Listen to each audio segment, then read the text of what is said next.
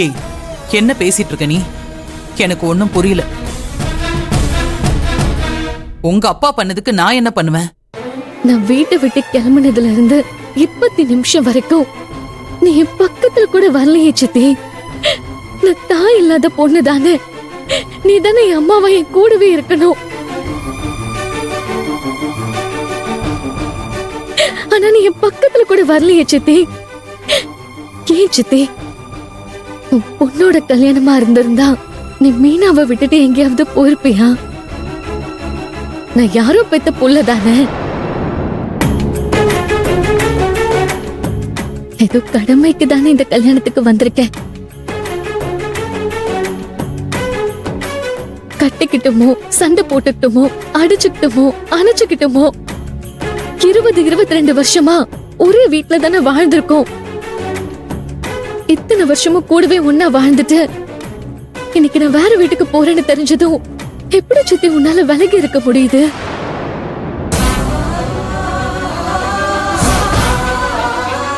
ஒவ்வொரு பொண்ணுக்கும் பிறந்த வீட்டுல இருந்து புகுந்த வீட்டுக்கு போறது ஒரு செடி ஒரு இடத்துல இருந்து புடுங்கி இன்னொரு இடத்துல நடுற மாதிரி. நான் போறது என் மாமா வீடாவே இருந்தாலும் நீ என் கூடவே இருந்திருக்கணும்ல சித்தி. ஆனா நான் மண்டபத்துக்கு வந்ததுல இருந்து இந்த நிமிஷம் வரைக்கும் நீ என் பக்கத்திலே இல்லையே. என் அப்பாக்கு அவர் பொண்ணு மனசுல இந்த மாதிரி ஏக்கம் இருக்கிறதெல்லாம் தெரியாது. நீ ஒரு பொண்ணு தானே சித்தி. இந்த மாதிரி நேரத்துல நீ என் கூட இருக்கணும்னு உனக்கு தெரிய வேணாம்?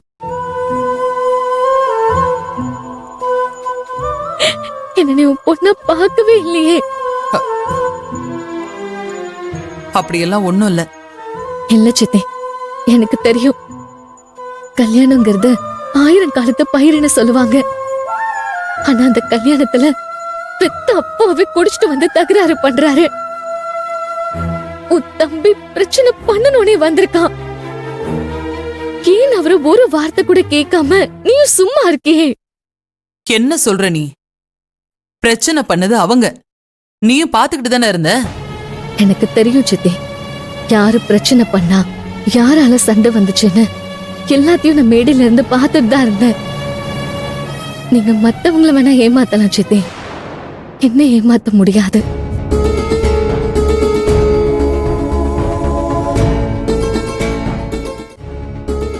சரி சித்தி, ஏதோ எனக்கு சொல்லணும்னு தோணுச்சு. நீ எனக்கு ஒரே ஒரு உதவி மட்டும் பண்ணு சித்தி. இனிமே இந்த கல்யாணத்துல எந்த பிரச்சனையும் வரக்கூடாது. இத அப்பா கிட்ட போய் சொல்லுங்க. அவரே ஏதாவது பிரச்சனை பண்ணாலும் நீதான் அவர் பக்கத்துல இருந்து எடுத்து சொல்லணும். அப்பவும் உன் தம்பி அவங்க எதுக்காக வந்திருக்கானே தெரியல. மாப்பிள்ள மாதிரி ஊர்வலமா வந்து இறங்குறதும், தேவையில்லாம பிரச்சனை பண்றதும். ஏதோ இப்ப கூட மண்டபத்துல வந்து என்ன பிரச்சனை பண்ண போறாருன்னே தெரியல.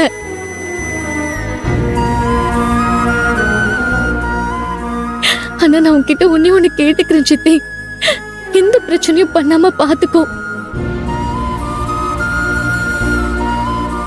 நான் நல்லபடியா கல்யாணம் பண்ணி முடிச்சு என் மாமா வீட்டுக்கு நான் போகணும் சித்தி. நான் கடைசி வரைக்கும் என் மாமா கூடவே இருக்கணும். அது ஒண்ணுதான் என் ஆசை, கனவு எல்லாமே. அதுக்கு இந்த கல்யாணம் நல்லபடியா நடக்கணும் சித்தி. ஆனா இங்க நடக்கிறதெல்லாம் பார்த்தா எனக்கு ரொம்ப பயமா இருக்கு, ரொம்ப படபடப்பாவும் இருக்கு. நீ உள்ள வந்ததும் ரெடி ஆயிட்டியான்னு கேட்டல்ல, உண்மையை சொல்லணும்னா எனக்கு ரெடியாகி மனமேடைக்கு வர்றதுக்கு பயமா இருக்கு.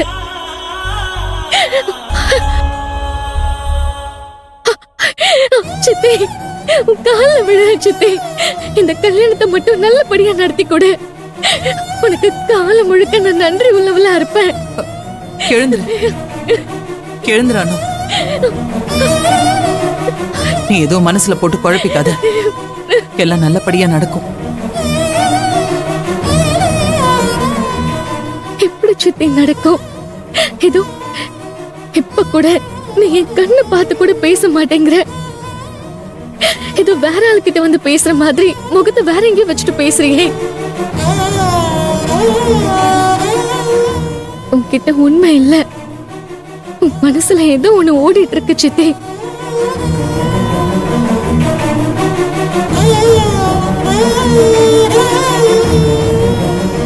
சரி சித்தி, என்ன உன் மகளா பாக்குறதா இருந்தா பாரு,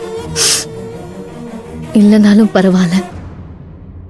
ஆனா ஒரு நாளும் என்னை எதிரியா மட்டும் பாத்துறாத. என்னால தாங்க முடியாது.